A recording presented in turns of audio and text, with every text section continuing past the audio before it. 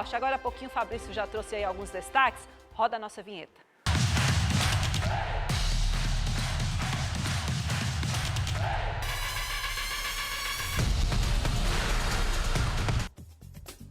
Dona Ele Alicia, já chegou. bom dia mais Bom uma dia, vez. é claro. E essa seleção brasileira, já quero saber, convenceu ou não convenceu, Fabrício? Enfim, convenceu. É claro que o adversário era um adversário bem frágil, né? O Peru estava na penúltima colocação das eliminatórias sul-americanas, mas o Brasil fez valer a sua força. A gente já vai com os gols na tela. A seleção brasileira fez uma bela apresentação, principalmente no segundo tempo. Primeiro tempo, o time ficou um pouquinho travado até esse lance aí, né? Igor Jesus tentou dar um chapéu para cima do zagueiro peruano, que colocou a mão na bola, é pênalti. Aí o Rafinha bateu com muita categoria, jogador do Barcelona, sem chances para o Galese, goleiro da equipe do Peru. O Brasil fazendo 1-0. Primeiro tempo terminou assim, ainda aquele clima de desconfiança no Mané Garrincha. 60 mil pessoas estiveram presentes no estádio na nossa capital federal. E no segundo tempo aí o Brasil deslanchou, principalmente com as entradas de atletas mais jovens ali, atletas que chegaram com muita vontade, né? O Brasil conseguiu, no segundo tempo, apresentar um bom futebol, principalmente com as entradas de Luiz Henrique e Andreas Pereira. Aí o segundo gol do Brasil, pênalti em cima do Savinho, que também fez uma boa atuação. E aí o Rafinha acabou fazendo 2-0, o segundo gol dele no jogo, o segundo gol de pênalti. Aí o terceiro gol do Brasil, uma pintura, né? Os caras tinham acabado de entrar no jogo, Luiz Henrique e Andreas Pereira, com 4 minutos em campo, um cruzou para o outro. Luiz Henrique fez grande jogada pela direita e o Andreas Pereira pegou de voleio, lembrando o Bebeto, né, que também usava a camisa 7, o nosso baiano Bebeto, que fez muitos gols pela seleção de voleio, dos mais marcantes, aquele contra a Argentina na Copa América de 1989. E aí o Luiz Henrique, hein, entrou muito bem, atleta do Botafogo, já havia decidido a partida contra o Chile na vitória de virada por 2-1 e mais uma vez foi decisivo, não só deu passe para o golaço do Andreas Pereira de voleio, mas também fez esse belo gol, colocando no cantinho do Galese, fechando a conta. Brasil 4, Peru 0. Mais um gol e a seleção brasileira ultrapassaria o Uruguai na classificação das eliminatórias, mas esse gol não aconteceu. O Brasil até perdeu algumas oportunidades na reta final, mas o 4-0 ficou de bom tamanho. A gente vai para a classificação das eliminatórias aqui na tela, Alicia. Sim. E a seleção brasileira se manteve na quarta colocação, porém agora com 3 pontos a mais, com 16 pontos. Distância para a Argentina continua a mesma, porque a Argentina fez uma apresentação de gala contra a Bolívia, aplicou 6-0 com 3 gols do Messi.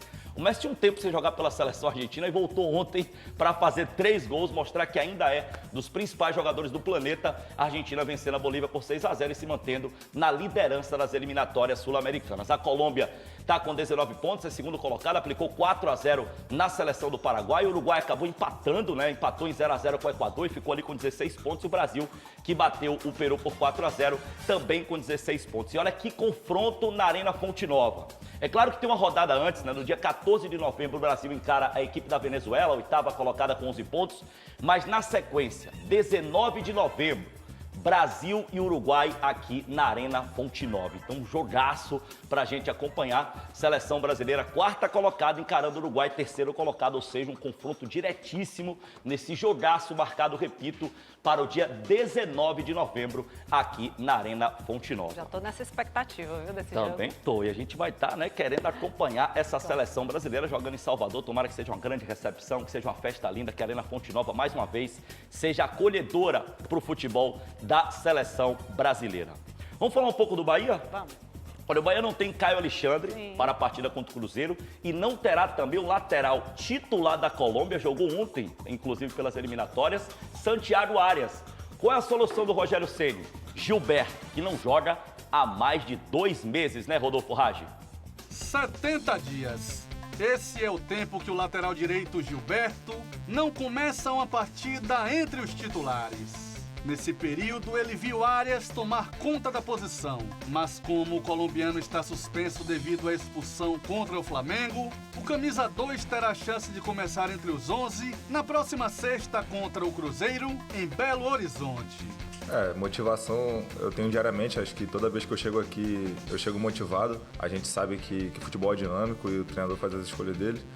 E todos têm potencial para jogar na titularidade. Hoje não sou eu, mas posso ser amanhã, então estou sempre buscando estar preparado para quando a oportunidade aparecer. Tenho aproveitado para aumentar minhas características de força, de potência e melhorar cada vez mais. No Campeonato Brasileiro deste ano, Gilberto acumula 13 partidas com um gol marcado diante do São Paulo no primeiro turno. Sobre o duelo contra o time mineiro, adversário direto do Bahia na luta por uma vaga na Libertadores, o lateral se mostrou confiante em um bom resultado. O adversário é um adversário forte, mas a gente também então a gente vai buscar jogar de igual para igual e buscar a todo momento o triunfo.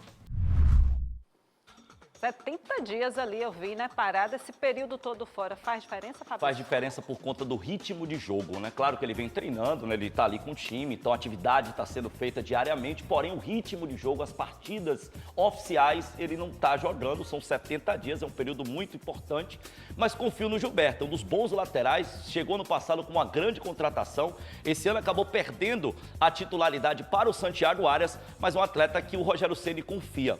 Entre maio, né? Entre abril, melhor dizendo, e junho, o Gilberto também ficou sem jogar. Foram praticamente 2 meses e meio naquele período. Teve a Copa América, o Santiago Arias foi convocado, ele engatou 10 partidas consecutivas e foi bem. Depois que o Arias voltou, ele voltou para o banco de reservas e voltou a ficar um novo período importante de fora, agora 70 dias, e será a opção do Rogério Ceni para a partida de sexta-feira contra o Cruzeiro às 9h30, lá no Mineirão. Caio Leone falou sobre o retorno de Gilberto à lateral tricolor. 70 dias foi o tempo em que o jogador Gilberto, lateral direito do Bahia, ficou sem atuar. Santiago Arias é o lateral titular, mas nós precisamos analisar também a capacidade desse atleta.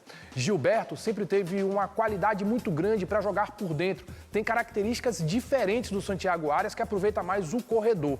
Só que ele só disputou 13 partidas no Campeonato Brasileiro da Série A. O Bahia, que em muitos momentos teve dificuldade de variar a formação, de criar novas dinâmicas, esbarrou mais uma vez no pragmatismo e nas insistências de Ceni. Ter Gilberto como lateral direito, na base, fazendo uma saída de 3, com Santiago Arias também como lateral, mas apoiando bastante o lado do campo, poderia ser uma alternativa. Agora, tendo o Cruzeiro pela frente, ele pode utilizar Gilberto como um jogador na saída, coisa que ele fazia com muita qualidade no Benfica, e soltar o Luciano Juba para que ele possa ser esse cara mais avançado, podendo chegar pelo lado esquerdo.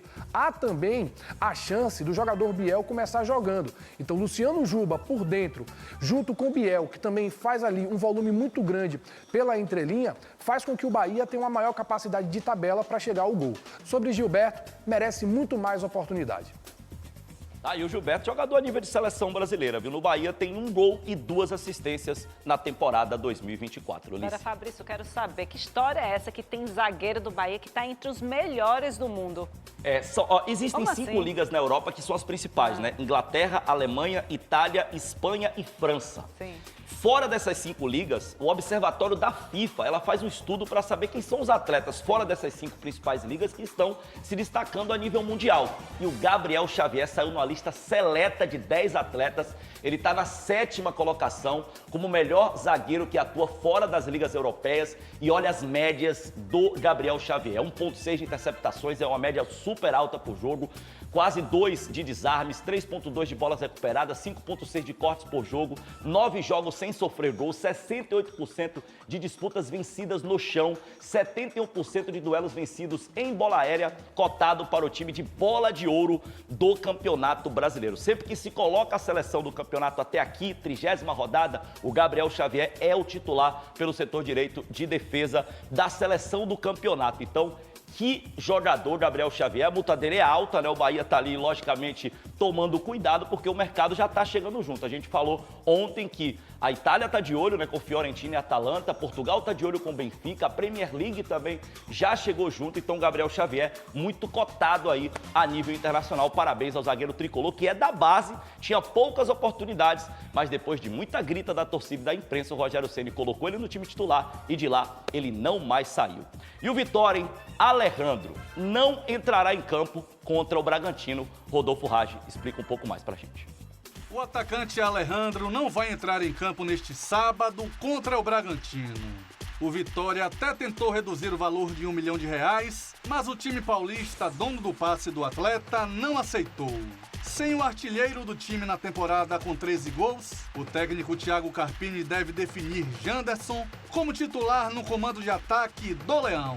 O suplente, que não treinou na semana passada devido a uma lesão no ombro, se recuperou e está pronto para a decisão deste sábado no Barradão.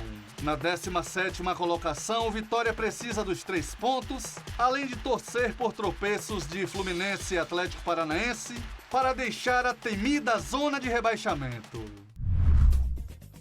E o Vitória tentou mais, viu? Colocou na mesa 18 milhões de reais para que o Bragantino pudesse disponibilizar um percentual dos direitos federativos do atleta. 18 milhões é exatamente metade do valor pedido pelo Bragantino. O Bragantino quer 6 milhões de euros, algo em torno de 36 milhões de reais. E o Vitória ofereceu 3 milhões de euros, algo em torno de 18 milhões e 450 mil reais, o que seria praticamente a metade do que o Bragantino quer. Mas o Vitória queria só um percentual do jogador. Mas o Bragantino não aceitou, disse que aceita uma conversa só depois da partida. Natural que o Bragantino faça isso, né? Disputa com o Vitória a permanência na Série A, não vai querer reforçar o Vitória justamente no jogo contra o Bragantino, essa partida que acontece sábado aqui no Barradão. E Caio Leone falou sobre a importância de Alejandro e sobre o substituto, que será provavelmente o Janderson, né, Caio? A multa de 1 milhão prevista em contrato para a escalação de Alejandro contra o Red Bull Bragantino, que é a equipe detentora dos seus direitos econômicos e federativos, não será paga por Fábio Mota. Houve uma negociação para que essa multa fosse diminuída ou tentar estender o vínculo de empréstimo com o atleta até o dia do jogo. Só que Alejandro está fora. Vai ser desfalque contra o Red Bull Bragantino. Lembrando que o atleta nos últimos 7 jogos fez 4 gols, tem contribuído com constância, inclusive sendo esse jogador que tem a maior capacidade de fazer o pivô. No lugar dele, Janderson, que se recuperou do problema no ombro, será o titular. Só que Janderson não consegue ter o mesmo comportamento de Alejandro. Não é um jogador que consegue se movimentar bem, dar opção para Mateuzinho, para o Carlos Eduardo, para o Gustavo Mosquito. O Red Bull Bragantino não entraria em negociação, porque hoje, na 13ª colocação, com 34 pontos, e o Vitória na 17ª, com 29, se o Red Bull Bragantino perder o jogo no Manuel Barradas, estacionaria nos 34 pontos e o Vitória iria a 32. O Red Bull Bragantino também está na briga. Então, jamais ele daria esse ganho técnico ao rubro-negro baiano. Mas o Vitória não tem que pensar nisso, tem que vencer a partida. Tem condições, sim, de chegar no Barradão lotado e vencer a partida. É inegociável os 6 pontos, tanto contra o Red Bull Bragantino, que é a próxima partida, e depois contra o Flusão. Expectativa de um Barradão lotado sábado às 4 da tarde contra o Bragantino. Nesse momento, já 15 mil ingressos garantidos para o jogo de sábado. O Barradão cabe ali aproximadamente 30 mil. Acredito, Lícia, que a gente vai ter um Barradão lotado para empurrar o Vitória contra o Bragantino. O Bahia joga na sexta às 9h30 contra o Cruzeiro e o Vitória joga no sábado às 4 da tarde contra o Bragantino, minha amiga. É bom ver esse jogo. Valeu, Lícia. Obrigada, viu, Fabrício? Volta amanhã, gente. Até lá.